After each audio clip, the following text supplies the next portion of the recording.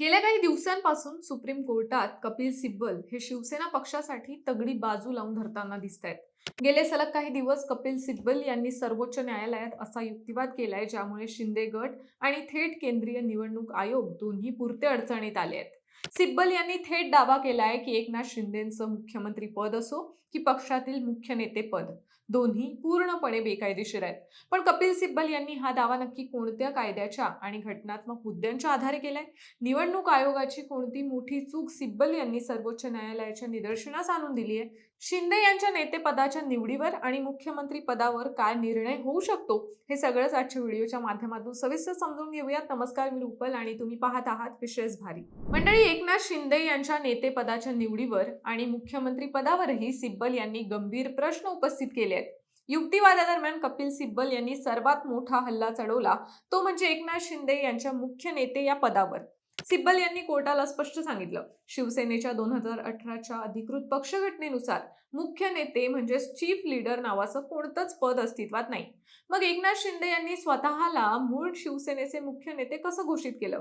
शिवसेनेच्या घटनेत पक्षप्रमुख हे सर्वोच्च पद आहे, ज्याची निवड राष्ट्रीय कार्यकारिणी आणि प्रतिनिधी सभा करते. मग कोणत्याही लोकशाही प्रक्रियेशिवाय एका हॉटेलमध्ये किंवा स्वतंत्र बैठकीत बसून काही आमदारांनी परस्पर एका व्यक्तीला मुख्य नेते बनवून पक्षाची कमान सोपवली, हा मूळ पक्ष घटनेचा सरळ सरळ भंग आहे, असं सिब्बल म्हणाले.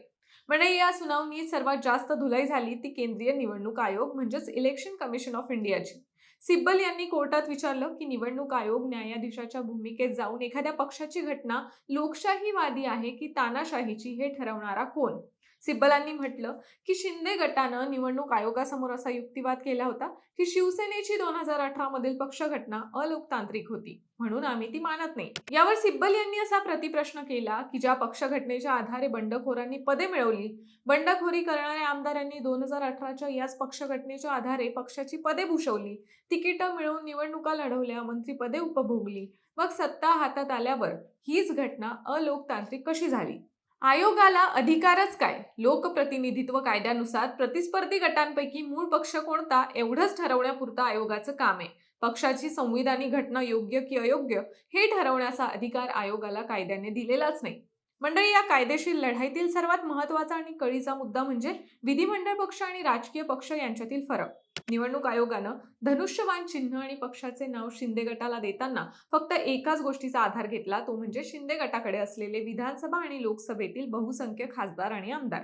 कपिल सिब्बल यांनी कोर्टात अत्यंत बारकाईनं हा मुद्दा मांडला. ते म्हणाले, आमदार किंवा खासदार म्हणजे पूर्ण राजकीय पक्ष नाही.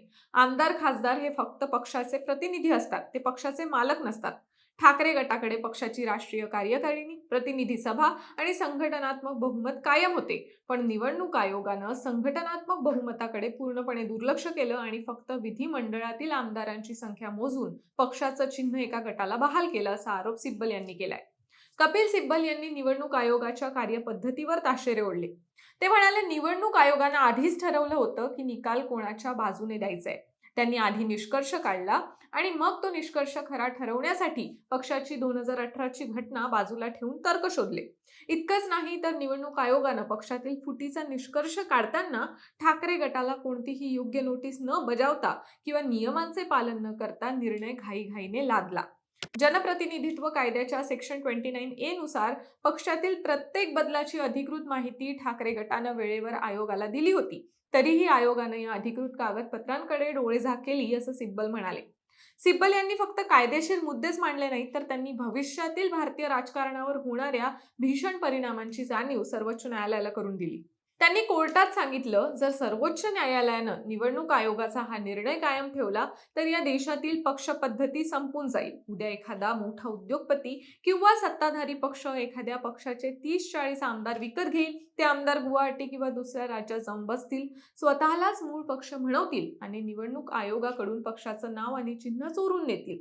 जर असंच चालणार असेल तर पक्षाचा पाया बांधणारे लाखो कार्यकर्ते आणि मूळ पक्ष संघटना निरुपयोगी ठरेल. म्हणजे आता प्रश्न उरतो शिंदेच्या मुख्यमंत्री पदाचा. तर कपिल सिब्बल यांच्या युक्तिवादानुसार पहिली गोष्ट म्हणजे बंडखोरीच्या दिवशी म्हणजे 21 जून 2022ला आमदारांनी पक्षाच्या प्रतोदांचा आदेश मानला नाही. दुसरी गोष्ट अशी की त्यांनी मूळ राजकीय पक्षात फूट न पाडता केवळ विधिमंडळ पक्षात वेगळा गट स्थापन केला, जो अँटी डिफेक्शन लॉ नुसार कायदेशीर अपात्रतेला आमंत्रण देणार आहे. तिसरी गोष्ट म्हणजे जर मूळ बंडखोरीच बेकायदेशीर होती आणि पक्षाचे मुख्य नेतेपद बेकायदेशीरपणे बळकावले गेले होते, तर त्या आधारे स्थापन झालेले सरकार आणि एकनाथ शिंदे यांचं मुख्यमंत्री पद हे दोन्ही घटनात्मक दृष्ट्या बेकायदेशीर म्हणजेच अनकॉन्स्टिट्युशनल ठरतात, असं सिब्बलांचं म्हणणं आहे. या प्रकरणावर सरन्यायाधीश सूर्यकांत आणि न्यायमूर्ती बागची यांच्या खंडपीठानंही काही महत्त्वपूर्ण प्रश्न उपस्थित केले आहेत. घटनापीठाच्या या सुनावणीत सिब्बल यांच्या युक्तिवादानं शिंदे गट आणि निवडणूक आयोग दोघेही बचावात्मक भूमिकेत आले आहेत. जर सर्वोच्च न्यायालयानं निवडणूक आयोगाचा निर्णय रद्दबातल ठरवला किंवा हा निर्णय चुकीचा असल्याचा निर्वाळा दिला, तर महाराष्ट्राच्या राजकारणात मोठा भूकंप येईल हे नाकारता येणार नाही. आता शिवसेनेचे धनुष्यबाण चिन्ह गोठवलं जाणार की ठाकरे गटाला परत मिळणार, याकडे आता संपूर्ण देशाचं लक्ष लागलंय. मंडळी, कपिल सिब्बल यांनी सर्वोच्च न्यायालयात मांडलेले हे मुद्दे तुम्हाला किती पटतात? आमदारांच्या बहुमतावर पक्ष ठरवावा की कार्यकर्त्यांच्या आणि पक्ष घटनेच्या बळावर? निवडणूक आयोगाचा निर्णय खरोखरच घाई गडबडीचा होता का? तुमचं मत आम्हाला कॉमेंट्समध्ये नक्की सांगा आणि विशेष भारीच्या YouTube चॅनलला सबस्क्राईब करायला विसरू नका.